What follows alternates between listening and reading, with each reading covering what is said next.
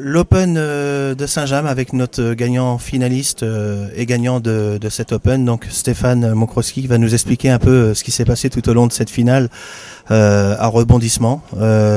Stéphane, bravo déjà, hein, parce qu'on est de la même équipe et il faut souligner que Saint-James, t'es un peu chez toi ici, t'as gagné souvent. Donc Stéphane, explique-nous ça. Disons que le match au début il part pas mal. Eli rate un petit peu. Il a été un peu déconcentré par deux trois petits trucs à côté. Du coup, ça l'a sorti un peu du match. Du coup, il rate un petit peu. Moi, je prends le 4-0 d'entrée pour moi, donc je suis pas mal. Il fait la pause, il revient de la pause. Le match est un peu bizarre. Je reprends 2 points, donc parce qu'il me les redonne, je mène 6-1 et à 6-1, je commence. C'était 6-1, hein, alors finalement on se pose la question avec Thierry. C'était 6-1 et je rate la partie. Du coup, ça fait 6-2. Je re-rate encore une deuxième occasion, ça fait 6-3. Et là, il me met 2 belles fermes correctes avec des beaux placements, des trucs pas super évidents. Mais je veux dire, c'est pas tout ouvert, mais il a été chercher les fermes. Avec des risques, hein, chaque fois on a vu qu'il n'avait pas non plus trop de réussite, il était droit sur ses coups. Donc du coup, il revient à 6-5 et à 6-5, il me laisse une occasion, je la prends pas.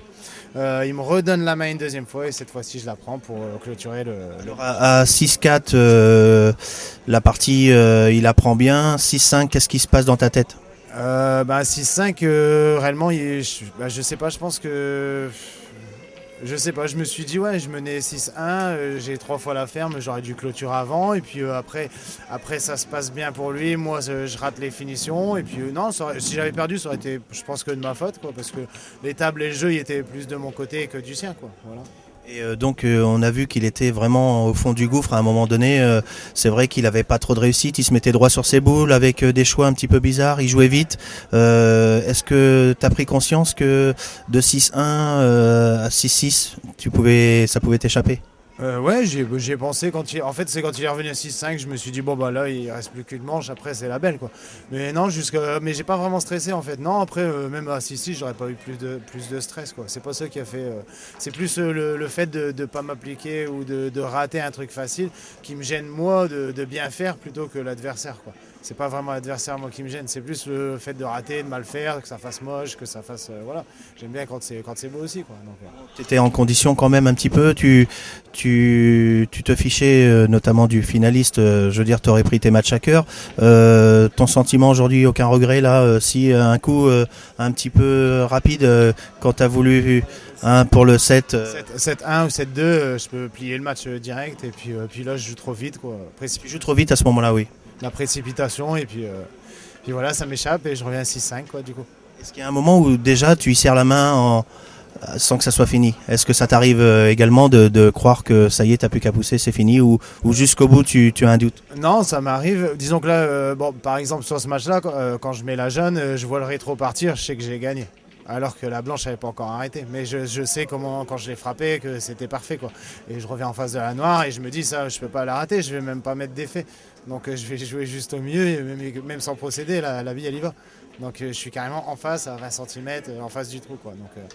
Donc Steph, tes qualités de défenseur ainsi que tes attaques, on a remarqué que c'était aussi, ça pardonnait pas. Ta façon de jouer a changé aujourd'hui ou la place de numéro 1 était importante, c'était ça avant tout? Avant tout non, disons que j'ai jamais été numéro 1 Grand Prix ou à fait basse, donc je me dis pourquoi pas, et puis ça pourrait être sympa. Ça fait des années que je joue, je me dis j'ai jamais essayé de rien jouer, donc cette année je me donne un petit privilège. Même l'année dernière, je veux dire, j'aurais eu des possibilités, mais j'ai pas vraiment joué le titre, etc. J'ai pas joué à fond. Tandis que cette année, j'essaye quand même pas de jouer à fond, mais je me donne, je me dis je joue sérieux, et puis il se passera ce qui se passera. Après, d'un autre côté, voilà, c'est pas super évident d'être appliqué tout le temps, etc. Donc je me dis, pour attaquer toute l'étape, pour faire des trucs où ça ressemble pas à grand chose, parce que c'est pas vraiment fermable, à moins une fois sur 10, je trouve pas ça super beau. Je préfère attaquer quand les tables sont ouvertes, j'attaque de toute façon.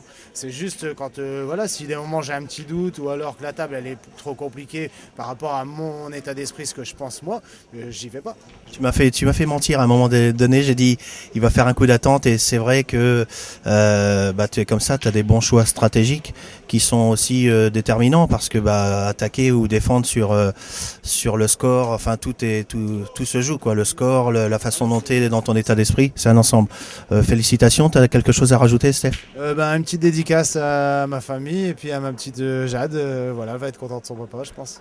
Comme d'habitude. Merci et bravo, Steph.